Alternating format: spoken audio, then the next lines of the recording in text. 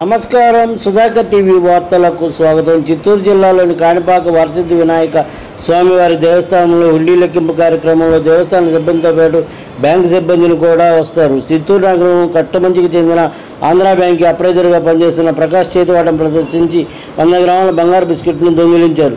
CC కెమెరాల ఆధారంగా అతన్ని పోలీస్ స్టేషన్లో అప్పగించారు.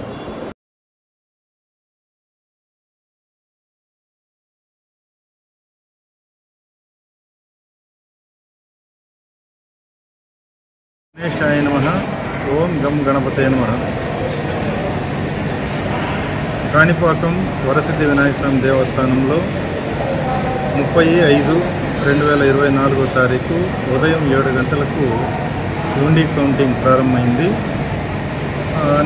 హుండీలన్నీ కూడాను తీసుకొని ఆస్థాన మండపంకి 8 గంటలకు వచ్చి ఇక్కడ హుండీ కౌంటింగ్ ప్రారంభమైనాక సాఫీగా జరుగుతూ ఉంది. బ్యాంకు వాళ్ళు ఒక 10 గంటల ప్రాంతంలో రావడం జరిగింది.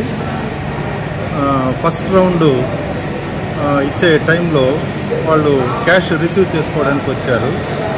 అప్పటికే ఒక రెడ్ ట్రేలో హుండీ ద్వారా వచ్చినటువంటి బంగారు వెండి అంతా కూడాను అక్కడ పెట్టడం జరిగింది.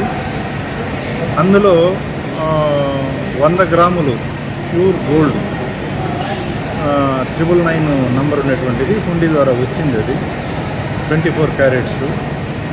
దాన్ని ఈ బ్యాంకులో పనిచేస్తున్నటువంటి అప్రైజర్ ఒక వ్యక్తి మేనేజర్తో పాటు క్యాషియర్తో పాటు వచ్చి క్యాష్ తీసుకోవడానికి వచ్చి ట్రే పక్కన కూర్చొని మెల్లగా ట్రేలో నుండి అతను దాన్ని తీసుకొని లోపల పెట్టుకున్నాడు.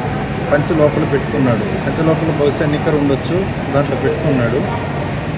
అక్కడి నుండి అతను అటు ఇటు చూసి మళ్ళీ మెల్లగా వెళ్ళి ఆ బ్యాంక్ వాళ్ళు మళ్ళీ సపరేట్గా కౌంటింగ్ చేస్తారు దాన్ని, మా దగ్గర తీసుకున్న క్యాష్ని. అక్కడ గోడ పక్కన ఒక సంచి పెట్టుకున్నాడు. ఆ సంచిలో తీసుకొని వెళ్ళి దీన్ని దాచిపెట్టేసి మళ్ళీ వచ్చి యథావిధిగా ఆయన కౌంటింగ్ చేస్తూ ఉన్నాడు.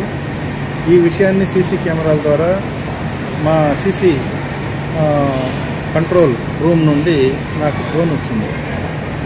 వెంటనే ఇక్కడే ఏఎస్ఐ, తర్వాత ఇక్కడ పోలీసులు, మా హోంగార్డులు ఉన్నారు, మా సిబ్బంది ఏఈఓలు వాళ్ళందరూ కూడా ఉన్నారు, బ్యాంక్ సిబ్బంది కూడా ఉన్నారు.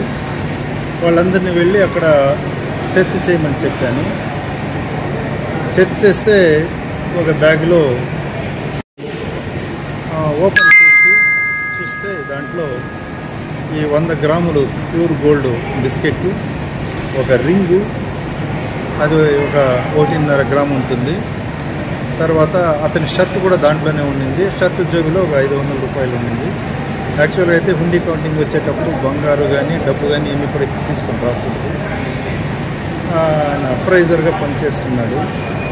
సో అతను పిలిపించి అడిగితే లేదు పెట్టా అన్నాడు.